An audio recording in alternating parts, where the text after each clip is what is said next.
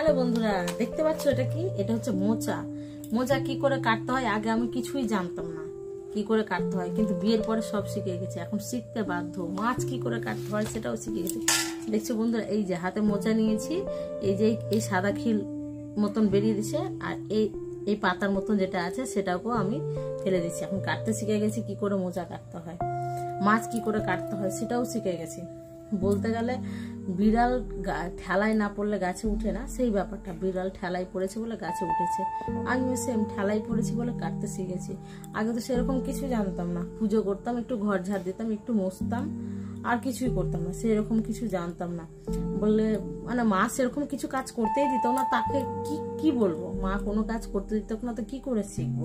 পড়াশোনা, school, college, আর এই বাড়িতে একটু টুকটাক কাজ করা, আর কিছুই সেরকম মা করতে দিত না। ওটা তো বাবার বাড়ি বলো, আর এটা হচ্ছে শ্বশুর বাড়ি। বুঝতে পারছো, শ্বশুর বাড়ি আর বাবার বাড়ির মধ্যে পার্থক্য তো আছেই বন্ধুরা। 100% পার্থক্য। বলতে গেলে শ্বশুর বাড়ি আলাদা, বাবার বাড়ি আলাদা। বাবার বাড়িতে কিছু না করলেও কোনোদিন কথা হবে না, কিন্তু শ্বশুর বাড়িতে কাজ না করলেই কথা হবে। কাজ করলে খুব ভালো, খুব ভালো, খুব ভালো। আর আর কাজ না করলে বৌমাটা কি অলস, কোনো কাজ পারে না, কি কোনো কাজ করতে জানে না।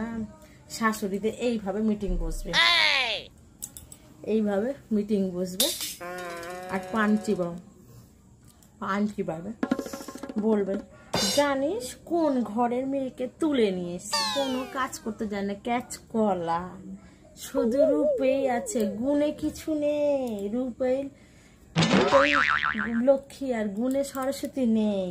কাঁচকলা আমার জানটা, জীবনটাকে জ্বালিয়ে পুড়িয়ে খেয়ে নিল। শাশুড়িদের মিটিং বসবে। এবার যে নিজে কত কি পারলো, বউকে কি শেখাবে, কতটা হেল্প করে দেবে, শিখতে দেবে, কোনোদিন শেখাবে না। শুধু বউর দুর্নামটাই করে যাবে। আরে ও তো একটা পরের মেয়ে, তুমি নিজের মেয়ে বলে ওকে শিখে পড়িয়ে নিলেই তো হয়। তো বন্ধুরা, তোমাদের সাথে এরকম কার কার হয়েছে কমেন্ট বক্সে আমাকে জানাবে। আর কেমন আছো? আশা করি সবাই ভালো আছো। Tata, bye bye.